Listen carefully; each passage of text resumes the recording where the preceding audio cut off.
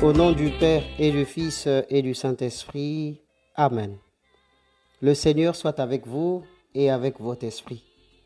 Écoutons la parole de Dieu de l'évangile du dimanche de l'Épiphanie, tiré de Matthieu chapitre 2, du verset 1 au verset 12. Acclamation.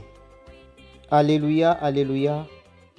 Nous avons vu son étoile à l'Orient et nous sommes venus adorer le Seigneur. Alléluia. Jésus était né à Bethléem en Judée, au temps du roi Hérode le Grand. Or, voici que les mages venus d'Orient arrivèrent à Jérusalem et demandèrent: où est le roi des Juifs qui vient de naître? Nous avons vu son étoile à l'Orient et nous sommes venus nous prosterner devant lui. En apprenant cela, le roi Hérode fut bouleversé et tout Jérusalem avec lui. Il réunit tous les grands prêtres et les scribes du peuple pour leur demander où devait naître le Christ. Ils lui répondirent: à Bethléem en Judée, car voici ce qui est écrit par le prophète. Et toi, Bethléem, terre de Juda, tu n'es certes pas le dernier parmi les chefs-lieux de Juda, car de toi sortira un chef qui sera le berger de mon peuple Israël. Alors Hérode convoqua les mages en secret pour leur faire préciser à quelle date l'étoile était apparue. Puis il les envoya à Bethléem en leur disant: allez vous renseigner avec précision sur l'enfant, et quand vous l'aurez trouvé, venez me l'annoncer pour que j'aille moi aussi me prosterner devant lui. Après avoir entendu le roi, ils partirent.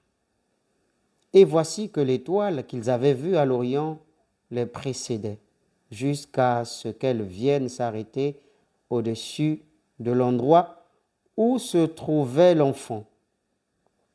Quand ils virent l'étoile, ils se réjouirent d'une très grande joie. Ils entrèrent dans la maison.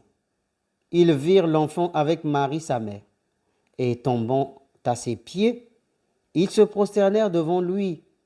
Ils ouvrirent leur coffret et lui offrirent leurs présents, de l'or, de l'encens et de la myrrhe. Mais avertis en songe de ne pas retourner chez Hérode, ils regagnèrent leur pays par un autre chemin. Acclamons la parole de Dieu. Louange à toi, Seigneur Jésus.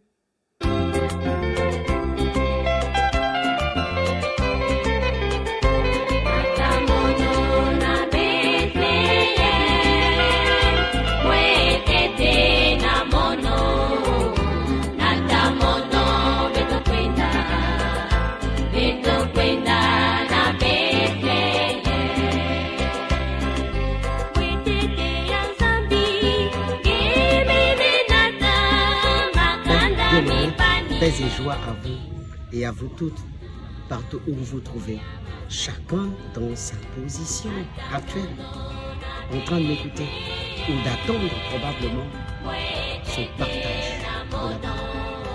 Devient pour nous tous un moment phare d'amour, de fraternité, de charité. Évidemment, le décor de ce jour n'est pas ordinaire. C'est un décor qui sort de mes habitudes, devant lesquelles je me trouve devant vous, habillé en aube, étole ou chasuble pour vous partager la parole de Dieu. Pourtant, aujourd'hui, expressement, je me suis choisi de me fondre dans le décor de la fête que nous célébrons, l'Épiphanie.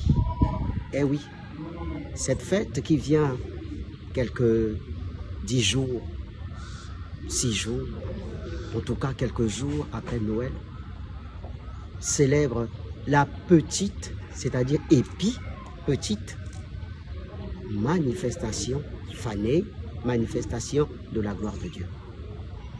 On ne dit pas grande manifestation de la gloire de Dieu, mais petite manifestation, épiphanie. Évidemment, le mystère de Noël avec l'incarnation nous livre la gloire de Dieu, mais qui se révèle à chaque homme, à chaque être humain, selon les catégories, du plus petit au plus grand. Depuis sa naissance à ce jour, nous en sommes pratiquement à la 3e épiphanie. La première, c'est sa naissance, qui nous révèle un Dieu, un roi, un prince, un homme fort, étalé sur une caisse destinée à nourrir les bœufs. Et dans le lit était la paille, un mouchoir ou une mouchoir. La seconde épiphanie, c'est la manifestation des anges touchant les bergers dans les campagnes, suscitant sur leur voix l'écho de ce chant glorieux que nous savons tous, l'hymne fondamental de la Nativité. Les anges dans le ciel chantent Gloire, oui, in excelsis Deo. Et enfin, la 3e petite manifestation de la gloire de Dieu, c'est celle de ce jour. Des mages. En grec, des magoi, c'est-à-dire des savants, des experts, des intellos, des intellectuels, dont la tête est dans les mains, parce que remplis de présents, hors pair, hors norme, l'or, l'argent, l'encens, la myrrhe, des joyaux de l'époque. Oui, ils sont grands, voilà pourquoi on les appelle les mages.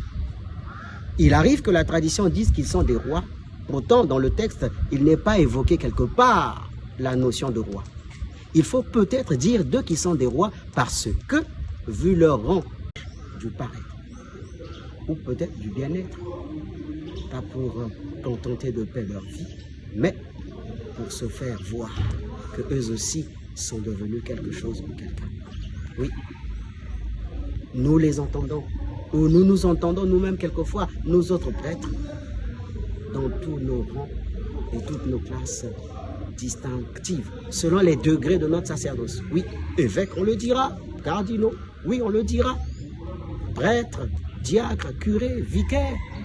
Oui, il nous arrive quelquefois de prendre la parole, non pas pour annoncer la parole de Dieu, ou pour nous rapprocher dans nos élans et toutes nos manières d'agir de cet astre suprême et supérieur vers laquelle nous sommes appelés à immigrer ou à migrer.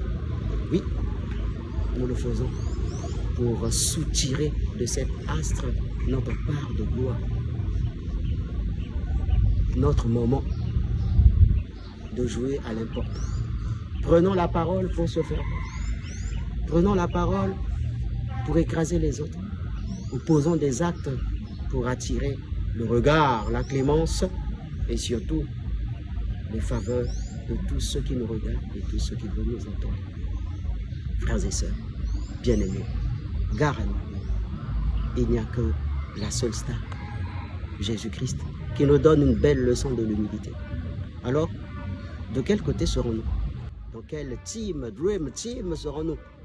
Du côté de ce petit enfant, avec les magoi, avec les mages, experts pour sa cause, pour sa gloire à lui, l'enfant de Dieu, pour son honneur à lui? Ou bien ferons-nous cette marche sur cette terre des hommes et des vivants pour conquérir et arracher notre gloire à nous-mêmes, qui d'ailleurs nous conduit à la perdition, à la perte. Que Dieu vous bénisse. Vous en avez saisi la teneur et l'importance du message.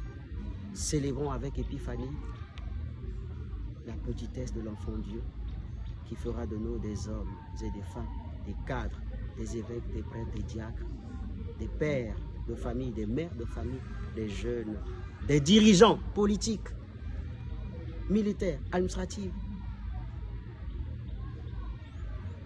des dirigeants simples, modestes, qui travaillent pour la gloire de Dieu et le salut. C'était Père Célo, vêtu dans les apparats venus de l'Afrique de l'Ouest, de la Côte d'Ivoire et peut-être bien de l'Afrique de l'Ouest. C'est une tenue traditionnelle à Caen, me donnant l'impression d'être devenu un petit roi. Non, juste un petit mage. C'est un clin d'œil à toute cette famille d'ici en Côte d'Ivoire, que nous aimons et que nous portons. Que l'épiphanie célébrée avec vous tous et avec vous tous, partout où vous trouvez, soit un moment de joie et de célébration de la dignité humaine dans l'humilité et pour la gloire de Dieu. Que Dieu vous bénisse. Je vous aime. À bientôt.